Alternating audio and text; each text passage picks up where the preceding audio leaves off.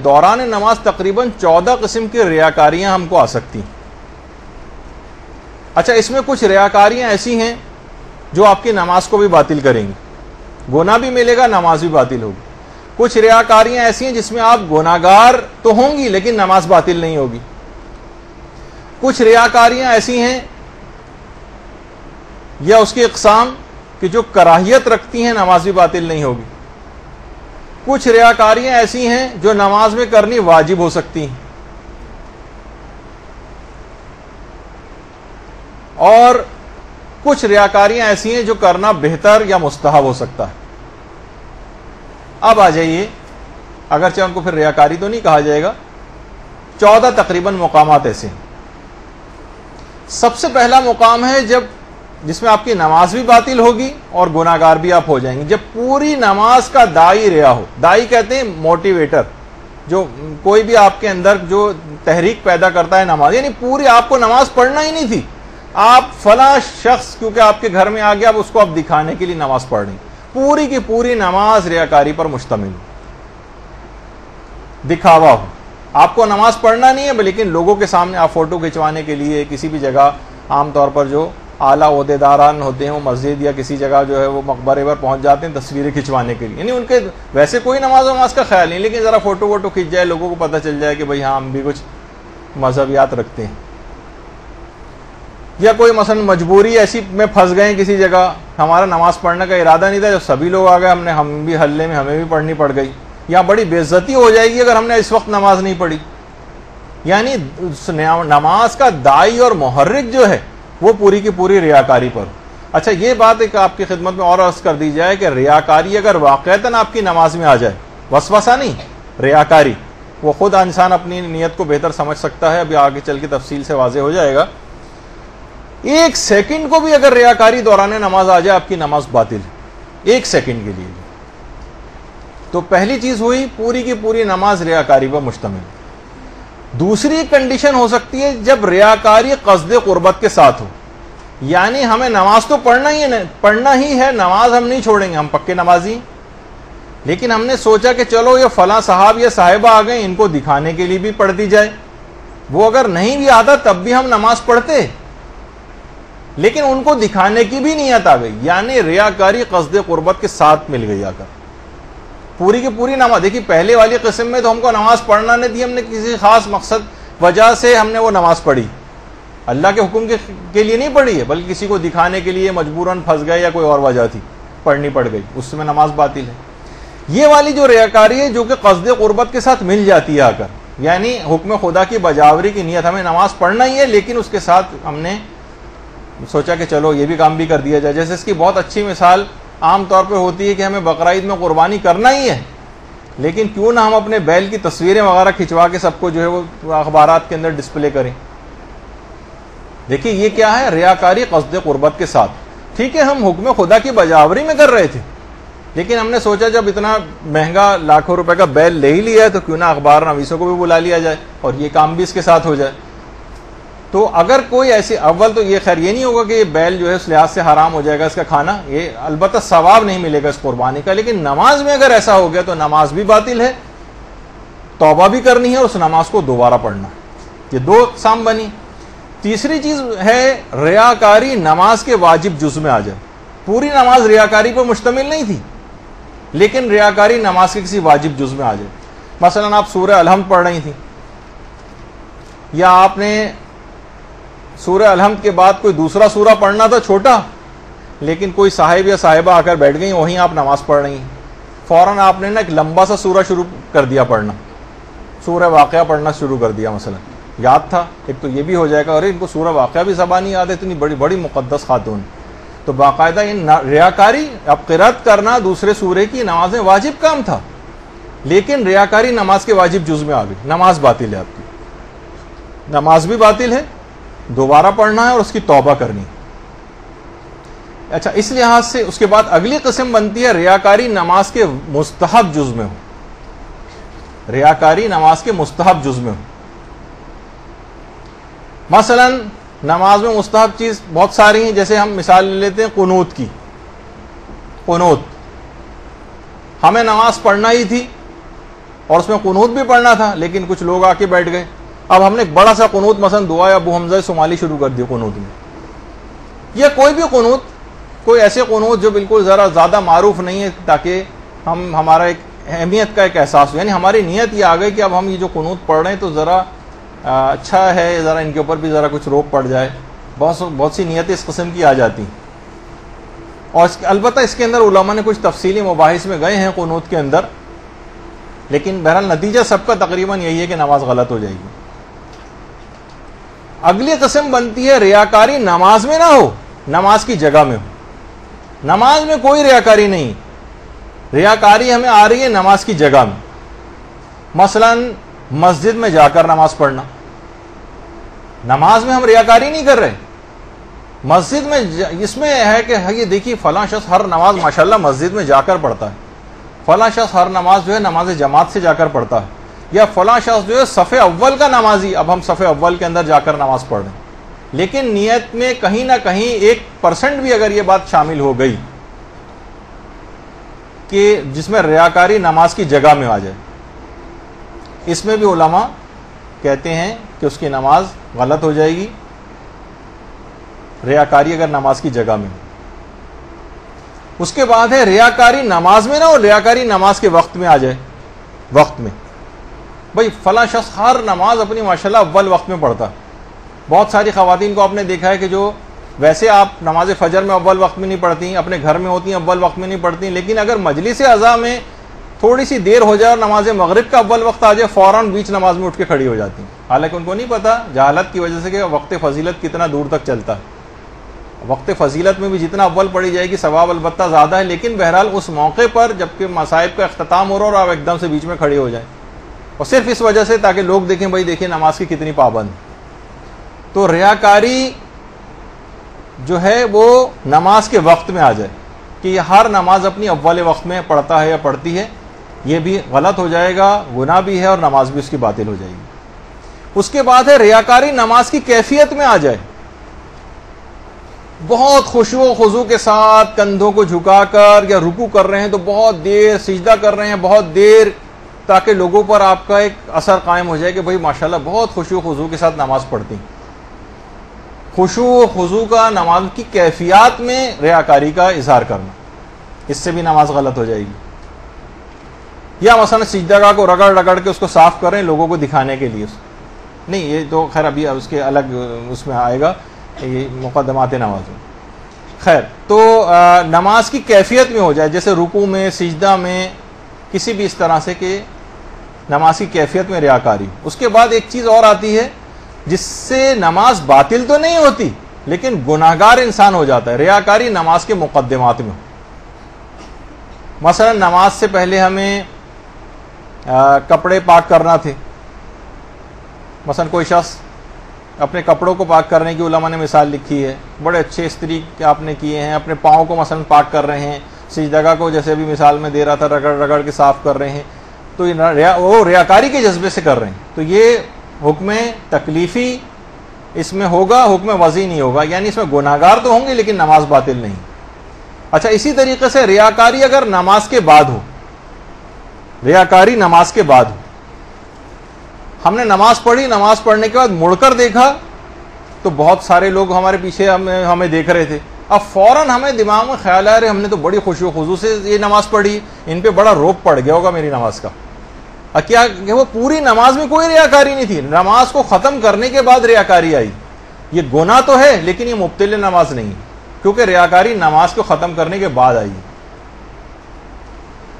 تو ریاکاری نماز کے بعد ہوئی، گناہ تو ہے لیکن نماز باطل نہیں ہوتی. یا مثلا نماز پڑھائی اور اس کے بعد پیچھے مڑ کے مثلا دیکھا تو صدر، وزیر اعظم، گورنر جنرل صاحب کھڑے ہوئے ہیں مثلا، تو نماز کے ختم ہونے کے بعد ہمیں پتہ چلا رہے فلاں منسٹر صاحب بھی آئے ہوئے. اب فوراً ایک ریاکاری کا دماغ میں خیال آیا. نماز صحیح ہے البتہ گناہگار ہو گئے، اس خیال کی توبہ کرنی جو اب آپ کے دماغ میں آیا، چاہے وہ نماز کے بعد ہی کیوں نہ آئے. اچھا اسی طرح سے ایسی ریاکاری جو نماز کے دوران تو ہو مگر اس کا نماز سے کوئی تعلق نہ ہو. دیکھیے ایسی بھی ریاکاریاں ہوتی ہیں وہ دوران نماز لیکن نماز سے کوئی تعلق نہیں. اس کی مثالیں آقا خوئی اور آقا سیستانی نے ایک مثال دی ہے اور امام خمینی نے ایک الگ مثال دی ہے. آقا خوئی اور آقا سیستانی فرماتے ہیں مثلا دوران نماز صدقہ دینا. دوران نماز صدقہ دیا جا سکتا ہے. مثلا مسجد میں کنارے پہ کہیں کھڑے ہو کے نماز پڑھ رہے تھے, کوئی فقیر آیا, میں جیب سے پیسے نکال کے اس کو دے دیے. بہت سے لوگ تو امیر المومنین کے حالت رکوع میں جو زکوٰۃ دینے کا مسئلہ ہے کہ یہ صرف اور صرف دوران نماز مولا علی کا اخلاص تھا کہ اس نے پوری آیات اس سلسلے میں نازل کروا دی, لیکن بہت سارے افراد نے مولا کی دیکھا دیکھی ریاکاری میں اس کام کو کرنے کی کوشش کی. کوئی تاریخ میں نام نہیں آیا, بلکہ آج تک مذمت والا نام ان کا مشہور ہے. اللہم صلی علی محمد.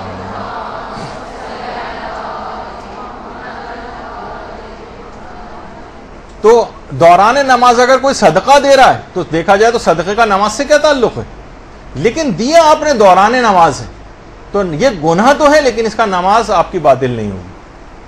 اور ایک مثال اس کی لکھی ہے امام خمینی نے. امام خمینی نے فرمایا کہ نماز میں تحت الحنک نکالنا. دوران نماز ہم نے تحت الحنک کہتے ہیں امامے کا ایک سرا نکال کر گلے پہ سے لے کے دوسری طرف ڈال دیا جائے جیسے اس میں, اور دل میں آدمی یہ سوچے, یہ تو خیر مقدس عالم دین ہے, میں اس سے مثال تحت الحنک دکھانے کے لیے آپ کو ایک بات بتائی ہے. دل میں یہ ہو کہ میں کتنا خوبصورت لگ رہا ہوں تحت الحنک نکال کر. دیکھا جائے اس کا کوئی تعلق نہیں. اچھا خالی صرف اس میں نہیں, آپ کوئی اور بھی چیز کام کر سکتی ہیں. تحت الحنک بعض اخباری علماء اس کو جو واجب قرار دیتے تھے پہلے, لیکن موجودہ مجتہدین تو ایسا کوئی مسئلہ نہیں لکھتے ہیں. تو بہرحال اپنی ظاہری اس لحاظ سے کہ میں بہت خوبصورت لگ رہا ہوں, اس طرح سے اس عمل کو انجام دے کر, یہ دوران نماز تو ہے لیکن اس کا نماز سے کوئی تعلق نہیں. یہ اس میں آپ گناہگار ہو جائیں گے لیکن نماز آپ کی ٹھیک رہے گی. اس کے بعد ایک ریاکاری قسم وہ ہوتی ہے ایسی ریاکاری جس سے انسان کو خود اذیت ہو رہی ہے, خود اذیت ہو رہی ہے. مثلا آپ نماز پڑھ رہی ہیں اور آپ کے برابر میں ہی مثلا کوئی عالمہ آ کر بیٹھ جائیں. اب آپ ذرا محتاط ہو کر نماز پڑھنے لگتی ہیں کہ کوئی غلطی نہ ہو جائے, لیکن آپ کو خود دماغ میں کوئی ریاکاری نہیں کر رہی ہوں میرا, لیکن آپ کو خود یہ خیال اذیت پہنچا رہا ہوتا ہے کہ ریاکاری کا خیال میرے دماغ میں کیوں آ رہا ہے. مثلا کوئی شخص نماز پڑھا رہا ہے اور پیچھے اس کے کوئی عالم دین آ کر کھڑا ہو جائے, اب وہ ذرا کانشیس ہو جائے گا, ذرا محتاط ہو جائے گا. اب اس کے دماغ میں خیال آئے گا کہ بھائی میں یہ نہیں کرنا چاہتا, یہ کیوں میرے دماغ میں خیال آ رہا ہے. اس کی جس پہ انسان کو خود اذیت ہو, یہ ریاکاری نہ یہ تو حرام ہے, جس قسم کا ریاکاری کے خیالات آنا, اور نہ مکروہ ہے, کچھ نہیں ہے یہ, اور کوئی پرواہ کی بات نہ آپ مت سمجھیں. لوگ بہت پریشان ہوتے ہیں, ایسی ریاکاری جس سے آپ کو خود اذیت ہو, اس سے نماز پر کوئی فرق نہیں پڑتا. اچھا, اسی طرح سے ایک اور ریا سے ملتی جلتی ایک چیز ہے جسے عجب کہا جاتا ہے. عجب یہ کہ اخلاقی برائی تو ہے, اخلاقی برائی 100%, لیکن حرام تک یہ بہرحال پھر بھی نہیں پہنچی. یہ ہے عجب, کہتے ہیں اپنی عبادت پر فخر محسوس کرنا. ہمیں خود بڑا فخر محسوس ہو رہا ہے اپنی عبادت کے اوپر, ہمیں دوسروں سے کوئی لینا دینا نہیں, دوسروں سے ہمیں کوئی لینا دینا نہیں. دیکھیے علماء کہتے ہیں کہ ریاکاری سے ویسے تو یہ عجب اپنی تمام تر مذمت کے باوجود موجودہ مجتہدین کے نزدیک حرام تک نہیں پہنچی, یہ چیز حرام نہیں, لیکن یہ ایک اخلاقی برائی ضرور ہے. اور بعض اوقات ریاکاری سے زیادہ خطرناک کیوں ہو جاتی ہے کہ ریاکاری میں تو جب تک وہ آدمی سامنے ہے اس وقت تک آپ ریاکاری کرتی ہیں, جب وہ ہٹ جاتا ہے تو ریاکاری ختم ہو جاتی ہے. عجب ہر وقت جاری رہتا ہے, یہ اپنی عبادات کو بڑا سمجھ رہا ہوتا ہے. تو بہرحال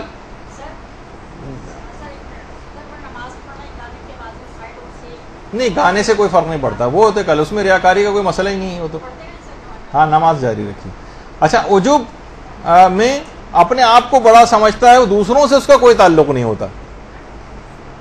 اچھا, اسی طرح سے, اور یہ حرام بھی نہیں ہے اور اس سے عبادت بھی باطل نہیں ہوتی. پھر ایک اور چیز اس میں آتی ہے, ریاکاری اگر رفع تہمت اور دفع تہمت کے لیے ہو, اس سے بھی نماز پر فرق نہیں پڑتا, بلکہ اکثر مقامات پر واجب بھی ہو سکتی ہے.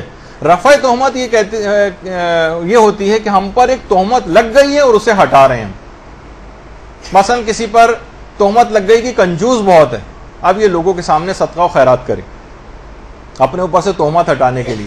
آپ پر تہمت لگ گئی ہے کہ آپ نماز نہیں پڑھتی، اب آپ لوگوں کے سامنے جو ہے وہ نماز پڑھیں. اچھا، رفع تہمت کہتے ہیں تہمت لگ گئی اور اس کو ہٹا رہے ہیں. اور ایک ہوتی ہے دفع تہمت. تہمت لگی نہیں ہے لیکن امید ہے کہ لگ جائے گی اگر ہم نے لوگ اتنا زیادہ اگر اپنی عبادتوں کو چھپانے لگیں، کسی کے سامنے ہر وقت ریاکاری کے خوف سے ظاہر نہ کریں، تو نمازیں ظاہر ہی نہیں ہوں گی. نتیجہ یہ ہوگا کہ نمازیں جو ہیں بالکل مفقود معاشرے سے ہونے لگیں گی.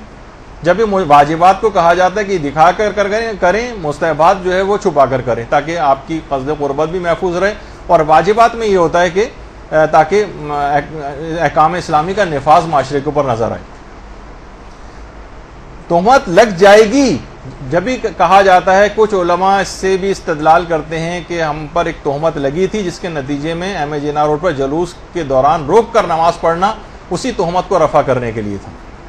تو بہرحال وہ ایک الگ چیز ہے کہ کہیں میں جو ہے معاشرے کے اندر بے نمازی جو ہے وہ مشہور نہ ہو جاؤں، تو اس لحاظ سے اس کی جو ہے وہ اہمیت ہے اپنی جگہ کہ اس کو سب کے سامنے کیا جائے. اس کے بعد پھر کچھ علماء یہ بھی کہتے ہیں کہ سب کے سامنے اپنی نمازوں کو دکھا کر کرنا یہ واجب بھی ہو سکتا ہے. مستحب تو چھوڑیے، اگر یہ واقعتاً ایسا ہو جائے، ہماری کیونکہ نیت یہ نہیں ہے کہ ہم اپنی ذات کی کوئی پروموشن کرنا چاہ رہے ہیں یا اس کو مشہور کروانا چاہ رہے ہیں، وہ تو پھر حرام اور باطل نیت. اس میں یہ ہے کہ ایک مومن کو تہمت سے بچانا مقصود ہے، اور یہ معاشرے کے اندر ایک بہت توہین آمیز بات ہے کوئی بے نمازی مشہور ہو جائے، تو پھر ٹھیک ہے وہ دکھا کر کرے، اس میں بھی پروردگار کے حکم کی نیت آ رہی. پھر ایک ہے ریا تشویق و ترغیب کے لیے. مثلا ہمیں نماز پڑھنی تھی 1 گھنٹے بعد، ہم نے سوچا کہ بچوں کو اول وقت نماز پڑھنے کی ترغیب دینے کے لیے ذرا اول وقت میں نماز پڑھ لوں تاکہ بچے بھی میرے ساتھ کھڑے ہو کر نماز پڑھ لیں. اب یہ کیا ہے، آپ ترغیب دے نہیں ہیں. نماز شب آپ کو پڑھنی تھی بالکل فجر کے قریب، لیکن آپ نے کہا یہ بچے سو جائیں گے. آج کل آقا سیستانی کی مثلا تقلید میں ہے، نماز عشاء کے فوراً بعد وقت آ جاتا ہے، چلو میں ان کی وجہ سے ان کو ترغیب ہو جائے نماز شب کے لیے جو ہے آپ نے نماز شب پڑھنا شروع کر دی تاکہ بچے بھی آپ کے ساتھ شامل ہو جائیں. تو اب کیا ہے، اس میں ترغیب دلانے کے لیے، تشویق کے لیے، تاکہ بچوں کے اندر بھی نماز کا جذبہ پیدا ہو جائے. یہ ایک مستحسن فعل اور باعث ثواب. یہ اگر چاہے یہ بھی دکھا بچوں کو رہے، لیکن یہ حکم خدا اس کے اندر پلٹ کے پھر آ جاتا ہے. ایک دائی، الگ دائی کی ایک نیت ہوتی ہے جو کسی اور وقت بتاؤں گا، لیکن نتیجہ اس کا یہ ہے کہ نماز اس کی صحیح.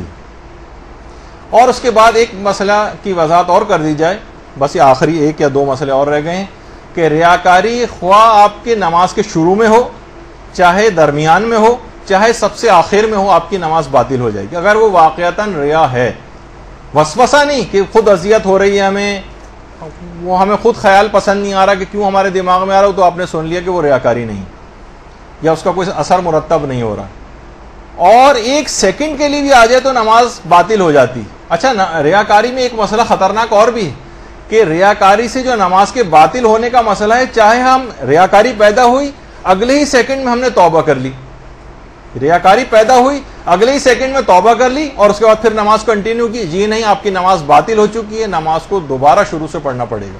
یعنی توبہ سے بھی فرق نہیں پڑتا، نماز وضع حکم اس پر یہ رہے گا کہ آپ کو نماز دوبارہ پڑھنا پڑے گی. تو یہ اس میں ایک مسئلہ ہے. اچھا، اب یہاں پر ایک مسئلہ آپ کو اب پیدا ہو جائے گا. اگر یہ مسئلہ میں نے نہیں بتایا تو پوری نشست آپ کے لیے بیکار، اور سب نمازیں آپ دوبارہ پڑھنے لگیں گے اپنی. وہ یہ کہ شک پیدا ہو جائے کہ یہ جو خیال میرے دماغ میں ابھی پیدا ہوا تھا، یہ ریاکاری تھا یا نہیں تھا. یہ بہت بڑا مسئلہ ہے، اور یہ بڑا آقا خوئی بھی کہتے ہیں، نے لکھا ہے کہ یہ مسئلہ بہت زیادہ وسواسی اشخاص کو پیش آتا ہے، لیکن آج کل کیونکہ سبھی وسواسی ہیں تو یہ زیادہ تر افراد کا یہ مسئلہ بن کے رہ گیا. اس میں علماء نے ایک ترکیب بتائی. ترکیب یہ ہے کہ اگر آپ کو کبھی کوئی خیال دوران نمازی پیدا ہو کہ کہیں یہ ریاکاری والا خیال تو نہیں آیا ابھی میرے دماغ میں جس سے نماز باطل ہوتی، اور شک میں مبتلا ہو جائیں کون سا خیال تھا یہ. مثلا آپ نماز پڑھ رہی تھی، کوئی خاتون آ کے بیٹھ گئیں، اب آپ نے جو ہے نا وہ آپ کو ہے کہ آپ نے ذرا اچھی قرات کر کے نماز شروع کر دی، زیادہ خشوع و خضوع سے شروع کر دی. اب فوراً دماغ میں خیال آ رہے کہیں یہ ریاکاری تو نہیں ہو گئی تھی. شک پیدا، اگر یقین ہو جائے تو نماز باطل، لیکن شک ہو گیا کہ پتہ نہیں ریاکاری تھی یا نہیں. علماء فرماتے ہیں کہ اس سے 1 درجہ پہلے جو کام آپ نے کیا تھا اس میں اپنی نیت کو چیک کریں. مثلا سجدے میں ایسا ہوا، یہ والا خیال آیا، اب آپ سوچیں کہ جب میں اس سے پہلے رکوع میں تھی اس وقت میری کیا نیت تھی؟ آپ نے کہا نہیں رکوع میں تو میری اخلاص نیت تھی، بالکل اس میں ایسا کوئی خیال نہیں تھا، بس اپنے اس پرانے خیال کو، رکوع والے خیال کو سجدے میں بھی کھینچ کر لائیں، سوچیں کہ اب بھی نہیں ہے اور آپ کی نماز صحیح ہے۔ اچھا اسی طرح سے مثلا رکوع میں تھی اور تو یہ خیال دماغ میں آیا، اب اس سے پہلے کیا تھا قیام میں جب آپ قرات کر رہی تھیں، اب اپنی قرات والے مسئلے کو چیک کریں، کہا کہ نہیں ہاں اس وقت تو یہ والا خیال نہیں تھا، اب آپ اسی خیال کو یہاں کھینچ کے لائیں، سوچیں گے اب بھی نہیں ہے۔ اچھا قرات میں کر رہی تھی اس وقت یہ خیال پیدا ہو گیا، اس سے پہلے آپ نے کیا کام کیا ہے؟ تکبیرۃ الاحرام پڑھی، تکبیرۃ الاحرام کے متعلق غور و فکر کریں۔ اچھا اگر تکبیرۃ الاحرام میں بھی آپ کو تھا کہ نہیں پتہ نہیں اس کے اندر بھی شاید یہ اسی طرح کا کوئی خیال تھا، یا تکبیرۃ الاحرام پڑھنے کے دوران اگر ایسا ہو گیا، تکبیرۃ الاحرام سے پہلے اگر آپ نے اذان و اقامت کہی تو اس کی نیت کو چیک کریں، وہیں کھڑے کھڑے سیکنڈز کے اندر کام ہو جائے گا۔ لیکن اگر آپ نے تکبیرۃ الاحرام مثلا یا اس سے پہلے کے کوئی عمل، وہ عمل ہی آپ نے انجام نہ دیا ہو اور اب بھی آپ کے خیال میں دماغ میں خیال پیدا ہونے لگے اور اس سے پہلے کا کوئی عمل ایسا نہ ہو جس کی نیت کو آپ یہاں کھینچ کر لے کر آئیں، تو آپ کی نماز باطل ہو جائے گی۔ کوئی اس سے پہلے خلاص نیت والا عمل اس سے ایک درجہ پہلے ہونا چاہیے جس کو آپ یہاں پر کھینچ کر لا سکیں، جسے ہمارے ہاں قانون استصحاب کہا جاتا ہے اصول فقہ۔ وہ اس کو بیان کرنے کا بھی وقت نہیں ہے، لیکن بہرحال اس قانون کو کھینچ کر پچھلے عمل کو لے کر آئیں اور اس پر اپنی جو ہے وہ عمل کی بنیاد رکھیں اور اسی کے مطابق اپنی بات کو، اپنے اس نماز کو مکمل کریں۔